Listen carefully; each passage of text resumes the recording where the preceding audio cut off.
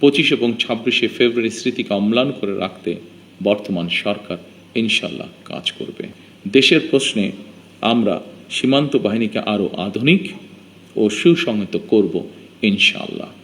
আজ 25শে ফেব্রুয়ারি জাতির ইতিহাসে এক রক্তাক্ত এবং বেদনা বিধুর দিন। এ দিনটি এলে প্রকৃতি যেন আবার স্মৃতি ও শোকের ভারে নীরব হয়ে যায়। বাতাসে ভেসে আসে সেই বিভীষিকাময় মুহূর্তের আর্তনাদ। আমাদের হৃদয় গভীর বেদনায় ভারাক্রান্ত হয়ে ওঠে।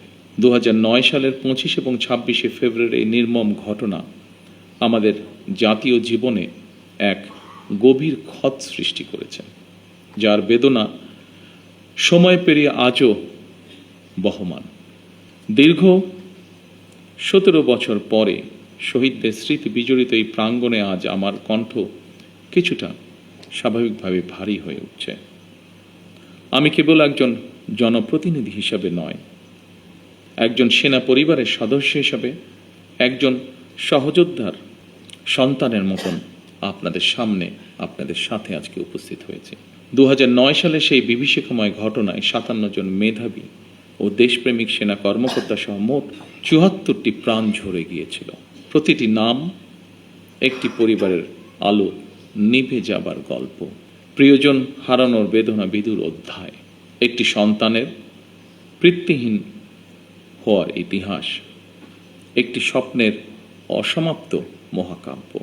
আমি দেশে প্রত্যাবর্তনের পরপরই বনানী সামরিক কবরস্থানে গিয়ে শহীদ সেনা কর্মকর্তাদের কবরের পাশে দাঁড়িয়ে উপলব্ধি করেছি গত 17 বছরে আপনাদের দুর্বিষহ সংগ্রাম, অপরিসীম ত্যাগ আর দাঁড়ে দাঁড়ে ঘুরে বিচার না পাওয়ার নিদারুণ যন্ত্রণা। সম্মানিত উপস্থিতিবৃন্দ, আমি বিশ্বাস করি পিলখানার ঘটনাকে রাষ্ট্রীয় মর্যাদায় স্মরণ করা আমাদের জাতীয় দায়িত্ব।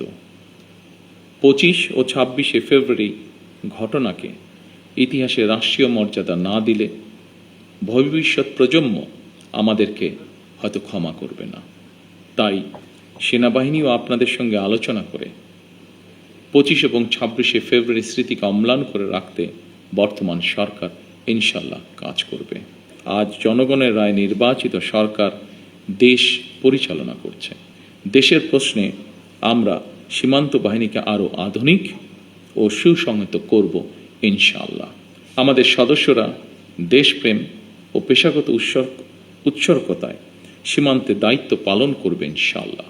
পিলখানায় সংগঠিত বর্বরচিত হত্যাকাণ্ডে শাহাদাত বরণকারী 57 জন দেশপ্রেমিক সেনা কর্মকর্তা সহ 74 জন বীর শহীদকে আমি তাদের আত্মার মাগফিরাত কামনা করছি এবং শোক সন্তপ্ত পরিবার বর্গের সদস্যদের প্রতি জানাই গভীর সমবেদনা।